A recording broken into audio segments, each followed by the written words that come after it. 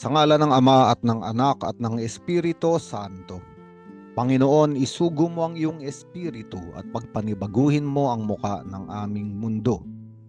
Ang mabuting balita sa araw na ito ay mula kay San Juan Kapitulo 11, versikulo 11 hanggang 27. Sa araw na ito ay ipinagdiriwang natin ang kapistahan ng magkakapatid na si Marta, Maria at Lazaro.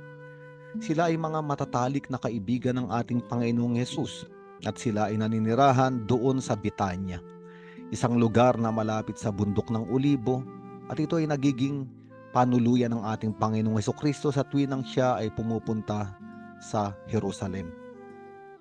At ang ating ebanghelyo ay patungkol sa pagkamatay ng kapatid na lalaki na si Lazaro.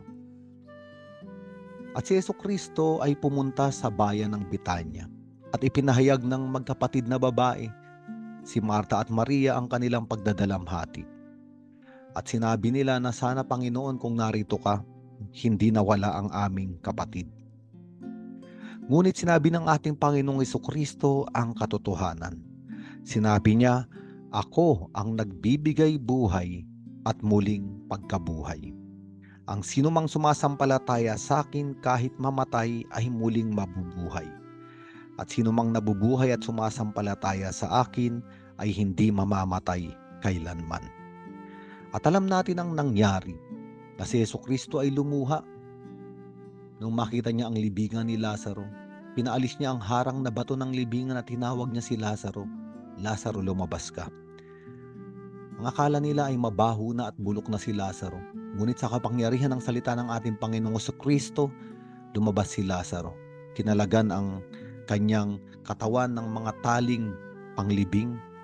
At siya isang araw ay nakipagdiwang sa Panginoon at sila ay kumain, ayon sa ebanghelyo, ng isang masaganang hapunan.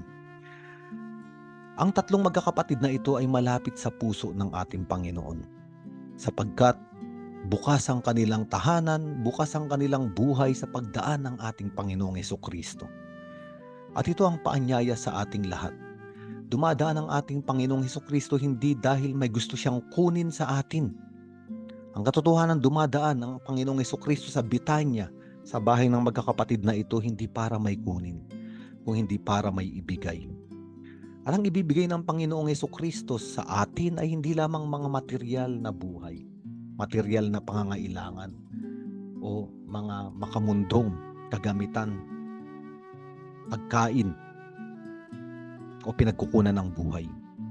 Sapagkat sa tuwing dadaan ng Panginoong Hesus sa ating buhay, ang gusto niyang ibigay sa atin ay yung totoong buhay. At yung buhay na walang hanggan. At may susi para tumanggap ng totoong buhay at buhay na walang hanggan. Sabi ng ating Panginoong Hesukristo, kung sumasampalataya sa akin ng isang tao, kailanman ay hindi na siya mamamatay. Anong ibig sabihin nito? Sa katotohanan, si Marta, si Maria at si Lazaro ay namatay pa rin. Sila ay inilibing pa rin. Ngunit ang sinasabi ng ating Panginoong Hesukristo, na habang nabubuhay tayo dito sa mundo, hindi na tayo mamamatay. May mga pangyayari, sitwasyon na dadaan sa ating buhay, problema, krisis, krus na nakamamatay. Ngunit paulit-ulit tayong bumabangon. Paulit-ulit tayong binibigyan ng buhay ng ating Panginoong Hesukristo. Binibigyan ng lakas para muling harapin ang bukas. Harapin ang buhay at wag itong takasan. At pagkatapos ng buhay natin dito sa daigdig, ang buhay na makalupa, sabi ng ating Panginoong Hesukristo, narito na ang buhay na walang hanggan. Isang buhay kung saan makakasama natin ang ating Panginoon, sapagkat sinabi niya, papanik ako sa tahanan ng aking Ama upang ipaghanda ko ng silid ang bawat isa. At sa mga silid na yon, tayo ay mananahan kasama ang ating Panginoon. Napakahalagang mabuting balita sa daigdig na ito, na puno ng malulungkot, mabibigat, masasakit na pangyayari sa buhay na nakamamatay, hindi tayo mamamatay. Sapagkat kasama natin ang ating Panginoong Hesukristong muling nabuhay sa ating paglalakbay. At pagkatapos ng buhay natin sa daigdig na ito, naroon muli ang ating Panginoong Hesukristo na naghihintay. Inaabot ang ating mga kamay at sinasama sa tahanan ng kanyang Ama sa silid na inihanda para sa atin. Kaya nga sa araw na ito, katulad ni Maria, Marta at Lazaro, ibukas natin ang ating buhay sa Panginoon. Tanggapin ang kanyang pakikipag-kaibigan. Tanggapin ang regalong sa ating inaalay, ang buhay at ang muling pagkabuhay. Sa ngalan ng Ama at ng Anak at ng Espiritu Santo.